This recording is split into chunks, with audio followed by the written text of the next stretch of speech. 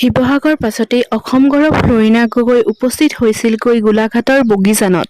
যোৰহাটৰ কণমানি ফ্লৰিনাগগৈ বগিজানত উপস্থিত হোৱাৰ লগে লগে এক উৎসৱমুখৰ পৰিৱেশ। তাৰ কিছু দৃশ্যাংশ আজি ভিডিঅ'টোৰ যোগেদি আমি চাওঁ আহক। আপোনালোকৰ মাজত ফ্লৰিনাগগৈ আমি ফ্লৰিনাগগৈ আগুৱাই আহিবৰ বাবে বিনম্ৰভাৱে অনুৰোধ জনাইছো। যেহেতু বহুত গৰম তথাপিতো আমি আঁতৰৰ পৰাই দেখাবলৈ